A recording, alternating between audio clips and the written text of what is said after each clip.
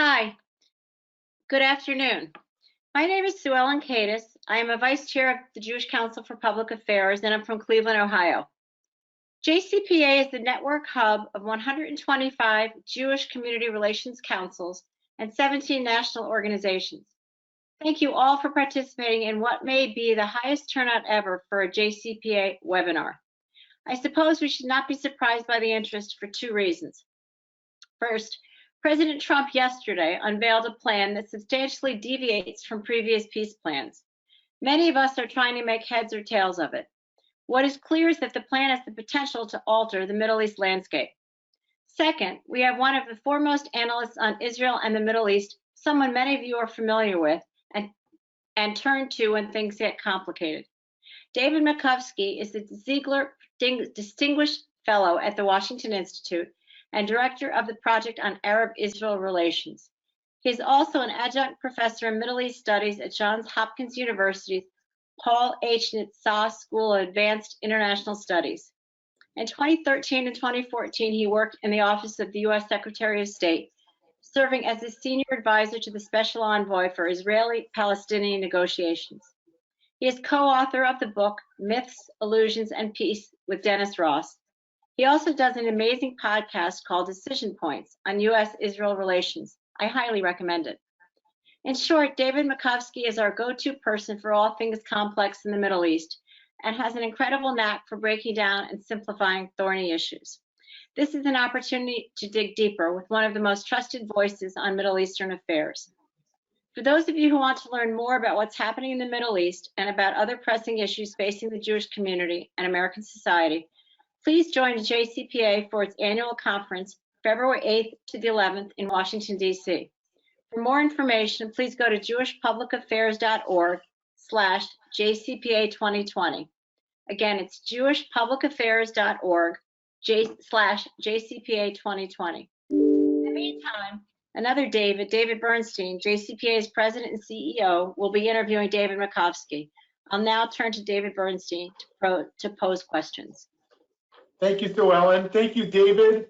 We really appreciate you doing this. Obviously, we have a lot to learn, and we have a bunch of questions for you. I'm going to invite anyone who would like to ask a question to do so in the question box. I cannot promise we'll get to them all. There are many, many people on this, but we are monitoring and we'll do our best. All right, so David, I'll start with the simplest question. What is in this plan? All right. Well, David, thank you. Thank you personally for all the good work you do and JCPA and helping the JCRCs around the country. I think it's vital, the work that you do. And I'm grateful for this opportunity. And thanks for the kind words about the book that Dennis Ross and I wrote and the podcast as well. And you know, we as we said in the run in November, we're happy to come to your communities. Write us rossmakovsky@gmail.com. If we can work it out, we're happy to come. Look, in terms of this thing, you know, there's a manish tana, we say at Passover. What's changed? What's different? There have been other peace plans. The three notable ones of the United States to end this conflict are Clinton 2000, Condoleezza Rice 2007-8. The third one I should disclose I was part of, 2013-14. I think these were noble efforts.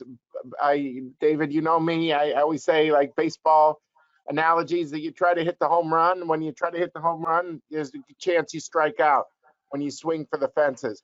This is a fourth effort by the United States to swing for the fences. But manish tana, what's different about this? And I'm very proud that I try to make this accessible to people. So I don't want to get jargony. I want to get just to the guts of it. There are 5 core issues in any deal between Israel and Palestinians about the borders, about security, Jerusalem, refugees, mutual recognition. Do you accept the character of the other side state? Those are considered the 5 toughest issues. Water used to be a part of it, but with desalination and technology, water is not in the top 5 anymore. So I would say, if we want to look at how is this different, maybe we begin with Jerusalem, for example. I would say here, the assumption, the 3 plans that I mentioned are very similar. The Clinton effort, the Condi Rice effort, and our effort that basically assume Jewish neighborhoods for Israel and Jerusalem, and Arab neighborhoods for the Palestinians. What this plan does is to say Arab neighborhoods are now part of Israel, except if it's in the northern part of Jerusalem, outside the barrier. Israel actually lopped off part of the areas in the north that people don't go to on the way to Ramallah, Kalandia, and other parts. And it's kind of a no man's land now with the setting up of the fence in 2003. So that area outside the barrier would be for a Palestinian state to have a capital, and there would be a U.S. embassy there and other foreign embassies. So instead of the city having the previous paradigm, the way I said, including neighborhoods close to the old city, now anything near the old city, anything going 2/3 of the way towards outside the city in the north would be Israel now in East Jerusalem. In terms of the religious sites, the Temple Mount would be basically status quo, and Jordan would still be administering the day-to-day religious dimensions of it. There might be some finer points here, but I think that it is, I think, clear that Israel would have sovereignty. That's not a small thing, but the day-to-day administration will be still run by Jordan. Jordan was worried, I think, it would go to the Saudis, but that is not going to happen. So that's one point. That's Jerusalem. On the issue of maps, well, I'll go through some of the easier ones. Refugees basically is zeroed out. All of the peace plans have assumed that Israel is not going to take in refugees on any serious number. There might have been some symbolic numbers. This doesn't put a symbolic number. Like the other plans, the last plan, there was assuming there'd be Jewish refugees, and there would try to be some compensation for Jewish and Palestinian refugees. Of course, the way it's going to be tailored is done in a way that it's not going to, and a fund would not be administered by the UN that might take it in a different direction, but the funds would be administered by kind of trustees acceptable to both sides. That's on the refugee issue. The security issue, look, any Palestinian statehood was based on the idea of demilitarization, and that was understood in all peace plans. But this adds more limitations that makes clear that Israel would have really full freedom of action in any Palestinian area, and that Israel kind of controls who goes in and who goes out. And that's linked now to the territorial dimension, which is the question of sovereignty, on how is the map changing. I have a website called Settlements and Solutions. I offer people to go on it, or on our Twitter account. We're going to be starting to put up more and more stuff there. Basically, the sovereignty piece is what changed. That's probably the biggest shift, along with Jerusalem, in this plan. I did mention the benchmarking of Palestinian statehood that would be also linked to accepting the idea of Israel as a Jewish state. So what changes here is the assumption of past peace plans, and let's just use the barrier. I wouldn't say it's a border, but it's close to one, that would say that 8% of the West Bank in past peace plans, no peace plan went up to 8%, Olmert went up to 6%, but let's just say that, to keep it simple, that most of the settlers live inside what the Israelis call the fence, Palestinians call it a wall, I call it a barrier, inside there. That's 8% of the land adjacent to Israeli urban cities, inside the green line, inside sovereign Israel pre-67. That's where most of the settlers live. You've heard of places like Gush Etzion, Ma'ale Adumim, two Haredi cities, which are Beitari lead, Modi'ini lead. That's where most of them live. 76% or so live in that 8% within the barrier. If you want to add East Jerusalem, which Israel doesn't call a settlement because Israel annexed East Jerusalem, but the rest of the world calls it a settlement, then the number actually goes up to 87% of all settlers live in that 8% land near Israeli urban areas. A lot of these people work in Israel. They're lawyers, they're doctors, they're part of Israeli society. What this plan does is move that border eastward, and basically adds on top of, beyond all these, what we call these block settlers, that we think is consistent, Dennis and I in our book, that these block settlers are consistent with the two-state solution. This plan moves that line to the east. And what it does is it takes another 62 settlements. Let's say most of the settlers live in a minority of the settlements, 51 settlements. This adds on top of that, it adds another, beyond those 51, it adds another 62 settlements. It's probably another 76,000. I actually have the exact numbers here. It adds those people to be part of Israel as well. So it takes the line and moves it into what people thought would be a Palestinian entity. So it shrinks the Palestinian entity on one side, and then it takes 30% of the West Bank, which is the Jordan Valley, and makes that also sovereign Israel. So it doesn't split the difference here. What it does is it says if the number was 100% of the West Bank, when you think of the land exchanges that Israel keeps, everyone assumes Israel's going to keep settlements, the blocks, the Gush Etzion, Malay Adumim, etc., those Haredi places I mentioned, a few others. What this does is to say we're going to take that line and move it. We're going to shrink this Palestinian entity so that Israel can annex the other 62, and about, that's worth about 90,000 people.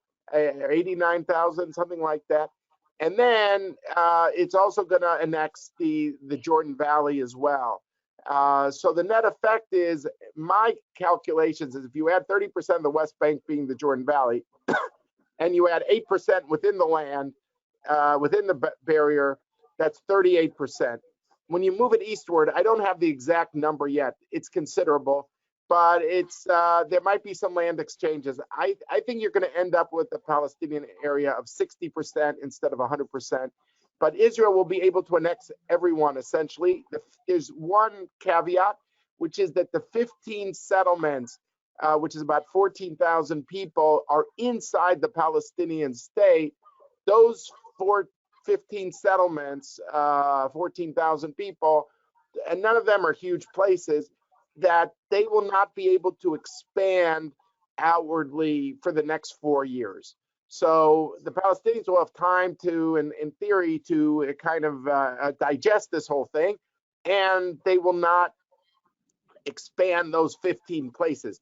But those places are effectively annexed. They will be connected to Israel with roads and things like that, and I think the IDF will be there. So it'll be like 15 enclaves within the smaller Palestinian area as well. The whole idea was to find a way that no Palestinian would have to, no Israeli settler would have to move. By the way, there's a few Palestinian villages that would find themselves on the Israeli side, and the same rules would apply. So that is some of the main, I would say, highlights. But the most important point, David, I'm sorry to go on this long, but I just want to make sure that because it might be the next question, but the most urgent issue I think that to deal with is not really what's in the plan. It's that I think the Prime Minister's view is that he wants to front load the annexation now. In other words, the Palestinians say at 10 o'clock, like they reject this plan, 11 o'clock, then Israel annexes the parts that would be on the Israeli side. And that I'm a bit worried about, to be honest. I'm a bit frightened about it. Frightened isn't the word, but concerned, I would say, because I think what's brilliant here that's different and that should give many of your listeners, viewers some hope is what's interesting here is that for the first time in, I think, the history of this conflict since 1948, the Arab states have not moved in lockstep with the Palestinian position. Usually whatever the Palestinians decide is what the Arab states salute to do. And that could still happen, but it hasn't happened until now. We had 3 Gulf countries yesterday, the Emirates, Bahrain, and Oman, that all showed up at the ceremony. And even bigger places like Saudi, Egypt, and Jordan that didn't show up at the ceremony issued statements that said, we need to study this, and we want the parties to negotiate the terms. Some of the Gulf states went further and said this is a good start, essentially. But my concern is, and I don't consider myself an alarmist type. I always, try to be fair-minded. My concern is that what the annexation now school of front loading all the benefits for Israel immediately, what that's going to do is it might take these same Arabs and throw them back in the arms of Abbas. On Saturday, this Saturday, is an Arab League foreign ministers meeting. And Abbas on his own has had trouble in corralling Arab support to go to the barricades, and vehemently reject this plan. But I worry that the annexation piece now, which was not part of the plan, that annexation piece is what's going to be actually a gift to Abbas to bring the Arab states and Abbas back together in a way they would not have been otherwise. And so I'm a bit. David, I want to ask you about that. Is the U.S. administration pushing back against the potential front loading of annexation? That's the $64,000 question, David, that you asked is the right one. And we're not sure. I can tell you that the background thing I was getting from the White House just up to 24 hours in advance was that we don't want Israel to annex. And what I wonder, and I saw something in the Jerusalem Post, but it makes sense to me. I don't know if it's true, but it makes sense that Bibi came to town. He's got an election on March 2nd. He wants to change the channel away from the immunity issue, which he was going to lose the vote, which he smartly, of course, he waited until Gantz was in the air because he wanted Gantz to leave Washington and go back. And he said, okay, I've decided I'm not even going to, contest the immunity, which means that he's going to have to go to court in the morning, run the country in the afternoon. He didn't want that to be the frame for the election. So having the focus on this changes the frame. It's very helpful to Netanyahu. I think it wasn't a coincidence that the event happened the day that the Knesset was supposed to meet. But I wonder if that Netanyahu, who was worried that agreeing to a Palestinian state, even if it's not an immediate one, and even if it's one the Palestinians reject, would somehow fracture the right.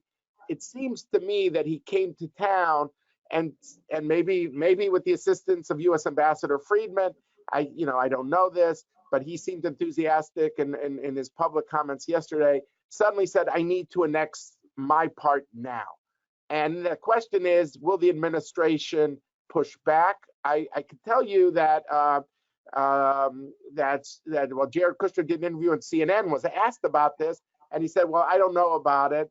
And now suddenly this morning they said, well, the meeting might not happen on Sunday, it could happen on Tuesday. Now, there's some technical logistical things here beyond the political, which is there's going to be some court challenges to the Supreme Court. Anybody could go to the High Court of Justice, which is what it's called in this context. It's the same people, the same judges.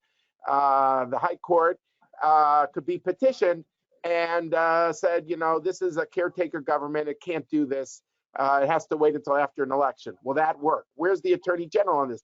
If you're going to annex, 113 places and maybe effectively annex the 15 also inside the state, I don't know. But if you're going to annex all these things, what are the coordinates? What are the land coordinates? This has to be surveyed. It has to be clear what exactly is the area you're annexing. Can they put this thing all together within a matter of minutes? So I don't know if there's just a logistical element, which might require a few days, or is this a political thing where the administration is going to say, back off. We've done all this great work. We, for the first time, got the Arab states not to reflexively adopt the Palestinian position. Don't push them into their arms. This is what we don't know, how hard the administration's pushing. But I think that as of a few days ago, they didn't want this to happen for this very reason.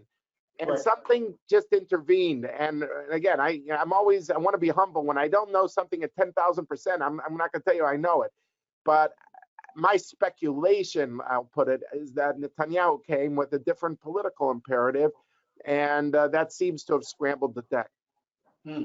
So this morning there was a Washington Post column by David Ignatius, and David is no stranger to criticism of Israel and has oftentimes criticized Israeli government policy.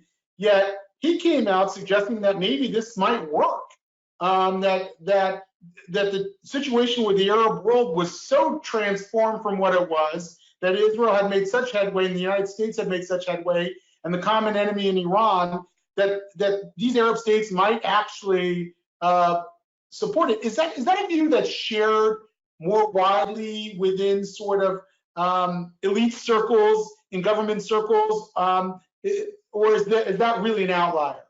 Look, I think there's different layers here. I would look at this to say, one, I come back to the annexation point. I don't want to keep beating the same horse, but I think the annexation piece could shift the calculus of the Arab states. He's right, of course. Like I said, and I haven't seen David's piece yet, but he's right to focus on the shifting calculus in the Arab world.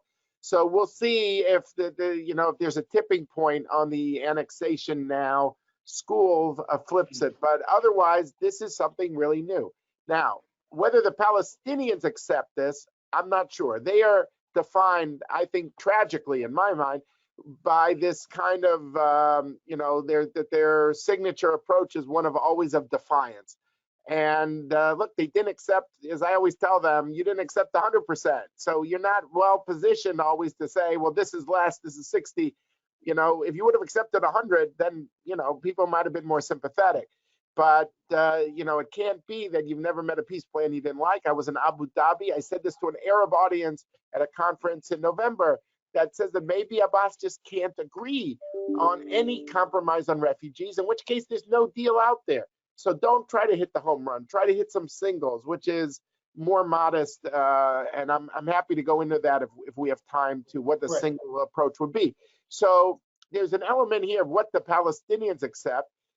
And they might believe we could wait out Trump. We could wait him out if he wins again for another 4 years.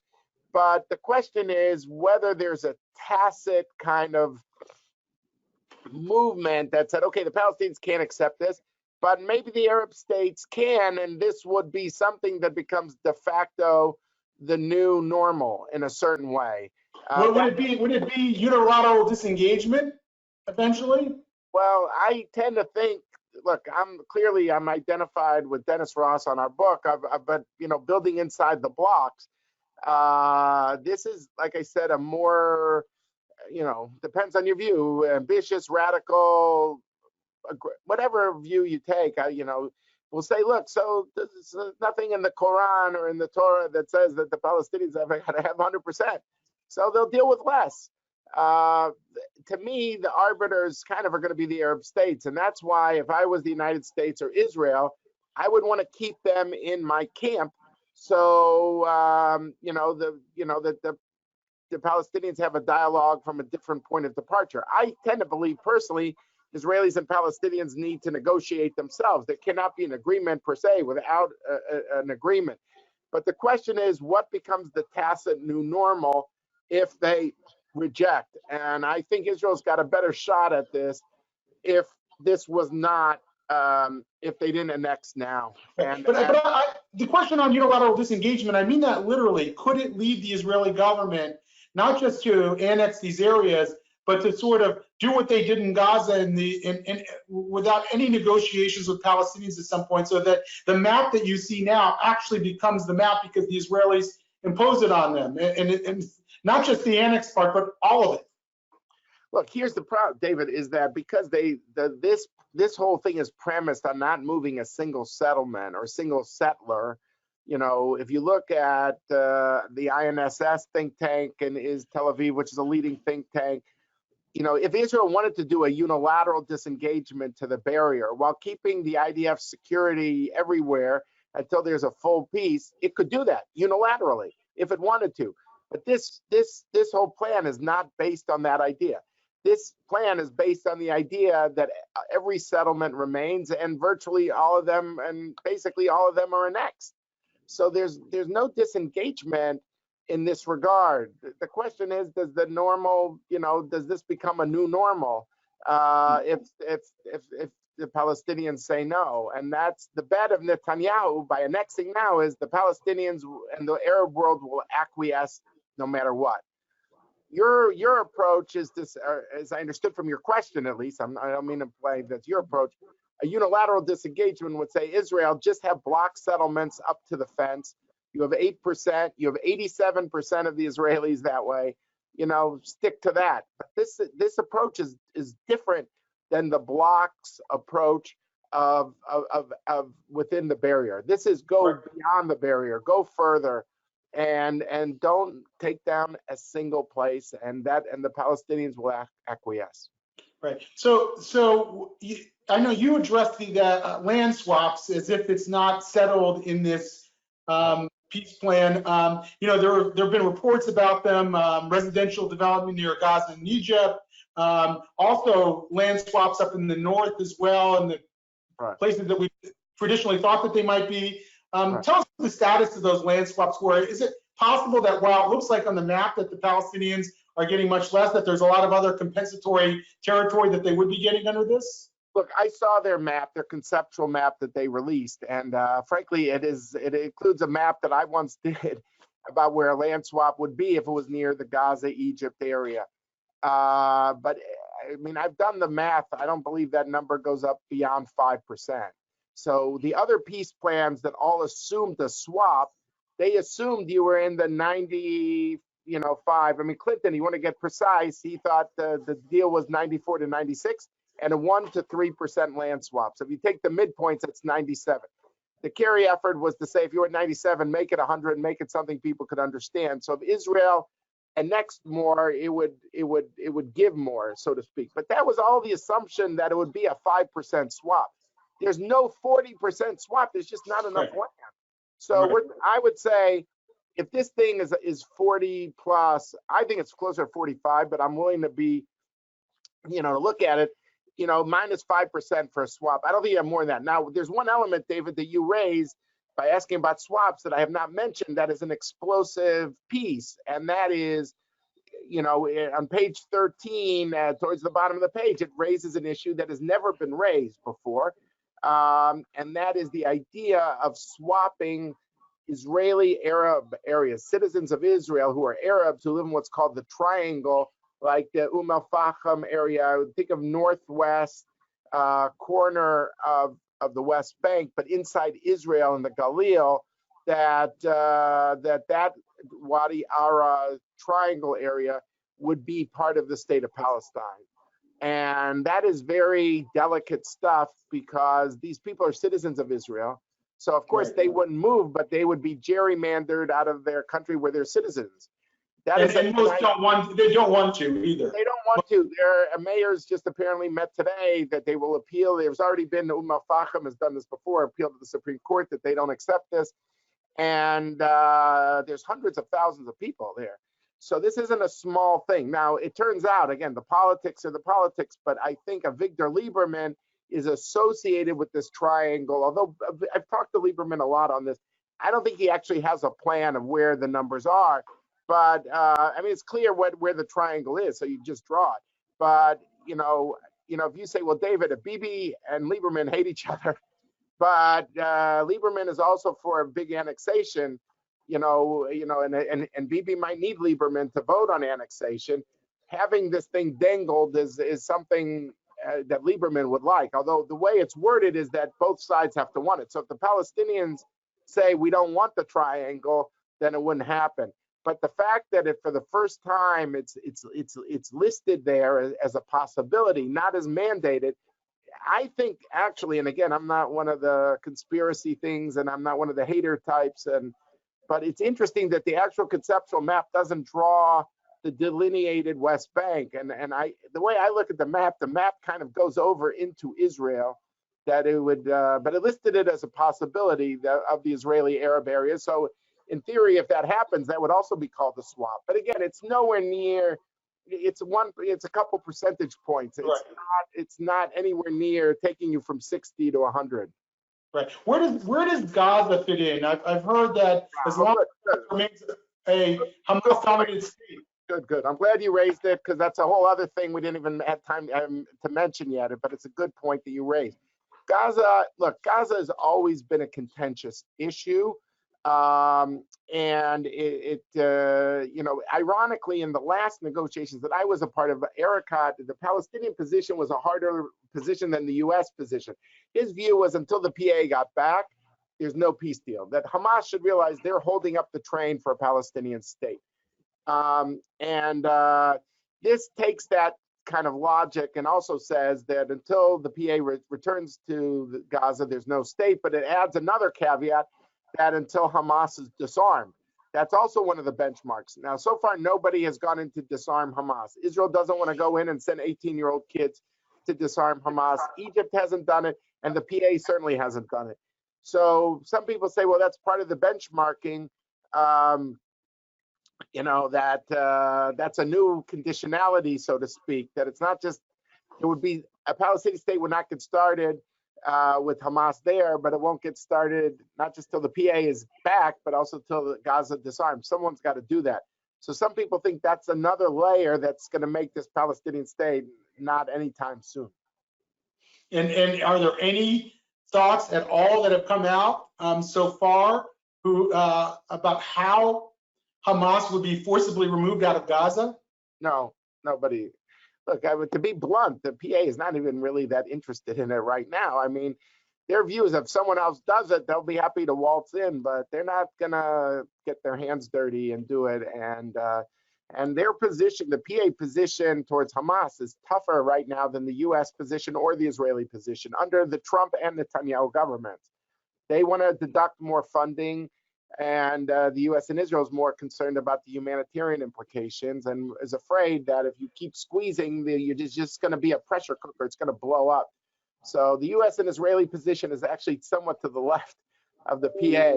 So right now, there's no movement on Gaza. There is kind of something very interesting that hasn't gotten a lot of media play, which is in the last year, there have been kind of some very tacit, through the Egyptians and the UN, some efforts to cool off the marches that have been going on. And certainly, if you notice with the Islamic Jihad strike in November, Hamas stayed out, did not retaliate. And they didn't shed any tears. And Israel has given some more economic benefits to Gaza recently in return for Hamas not staging their Friday marches, at least through the end of March, which happens to be Land Day. It was a big day at the end of March. There's also the Israeli elections in March.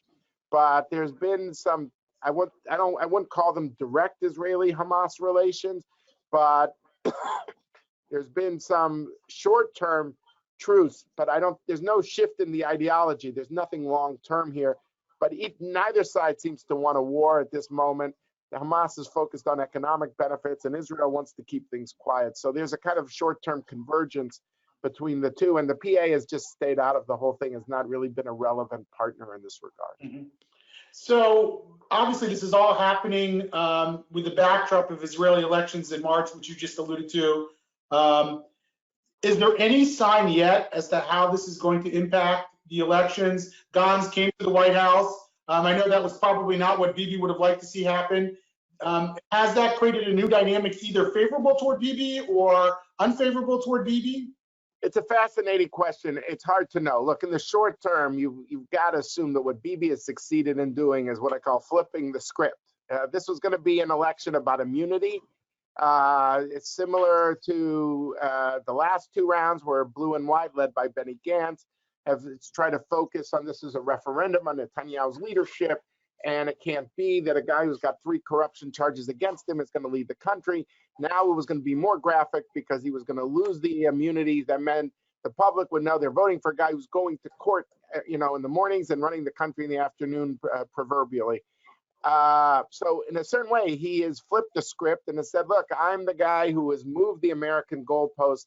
There have been 3 of these American peace efforts, but the 4th is very sharply different. It's because of my relationship with Trump. So I think in the short term, but you have to talk short term because there's still over a month to go. He seems to be the winner, that he's flipped the script here. Now, will that mean it will go for a right-wing government or uni government is a whole other question. It depends how the numbers turn out. But, Gantz is, what Bibi would really love is that he does the annexation now and kind of tries to get the public to see, is he really a champion of the Jordan Valley, or when it's push comes to shove, I'm the guy who votes for it, and Gantz is trying to delay until after the elections. So I don't know how much political hay Netanyahu's been able to make by putting Gantz on the defensive in a certain way. I will say that it didn't hurt Gantz to have a photo in the Oval Office. People might like Trump, might hate Trump, But I think the photo being back home, the fact that he had his own meeting, he was not viewed as a fifth wheel or a third wheel, whatever you want to call it, just accompanying Bibi, but had his own time with the president. You know, I think he handled that well, in my view. He was put in an impossible position. Bibi kind of wanted him to come as his like adjunct, and he came. He said, "No, I'll take a commercial flight and I'll come on my own to see the president." And he did, and he had the photo, and the president said nice things about him. But I worry how the annexation piece plays out. Look, the name of the game here is, if you look at the numbers, 80% of the Israeli population is Jewish. Of the 80%, 62%, according to Tamar Herman, who's done a lot of polling, self-identifies on the right. Now, how that identification, light right, moderate right, hard right, there's different gradations. But you know, but what Blue and White has tried to do is to say, we're a safe pair of hands. We're three former IDF generals. No one's going to tell us about security. Between the three of us, we have 117 years, you know, in the Israeli army. We know how to do this. That has been their approach. And the question is, if that, you know, if Bibi's able to try to corner them into annexing things that I think could have a negative impact on separation in the future. All you want is to keep the door open for these populations to separate. And Netanyahu is going to say, well, I'm taking full advantage of the American offer. I'm the guy who's running this election as the statesman who shifted American thinking, and you're not. And so whether that works, it'll be up to the Israeli public to decide. But I think in the short term, Bibi, this has been a master stroke for him so far. But I wonder if he's going to overplay his hand next week, if the Arab approach changes, the Jordanians change on the Jordan Valley. I think this is getting riskier for him, but his whole thing is, I don't want to fracture the right. The right is where the action is. Some of them are going to be against me because I'm establishing a Palestinian state. So I'm going to offset that by saying, no, I'm not. And I'm annexing I'm front loading all the good stuff for Israel right now. And the other stuff we'll see. Can you detect any distinction, explicit, implicit, between Gantz and Bibi and the two parties at this point? Look, to be fair, Gantz does say on the Jordan Valley, I only want to annex it in cooperation with the international community. Now, how he defines that, I don't know. Or he says, I want to do it working with the region. He's always talked about, and Benny and Yair Lapid too. You know, with the Arab states, there's the shifting trends. You know, let's work with them. So there's more deference there to trying to work with the regional actors as opposing to moving unilaterally. And that's why I think where Trump comes down is crucial, because I think he could have an impact whether there's a wholesale annexation next week or not. So, you know, I don't see them as being the same at all. I think that, you know, he's very much Gantz, and I've talked to him privately a lot as well. He really wants the Zionist project to have both wings of the aircraft, both Jewish and democratic. Netanyahu might say the same, but he'll draw the lines much differently. And by the way, if you noticed in Trump's remarks yesterday, he said this is Netanyahu's map. He didn't say it's an Israeli map, an American map. He said it's Netanyahu's map. So this has all been synchronized with Netanyahu, to put it mildly. And you know, we'll see if, you know, how this plays out. Yeah, some have talked about the potential for violence among Palestinians or others. What do you see? Look, you got to always be humble, all right? Because then people don't have a, sorry to use the pun, of the year 2020. You don't have 2020 vision here. You don't know. I tend to think, though, where violence always erupts is around religious sites. If you look at the Temple Mount of the Second Intifada, if you look at other things, the magnometers issue was on shootings on the Temple Mount.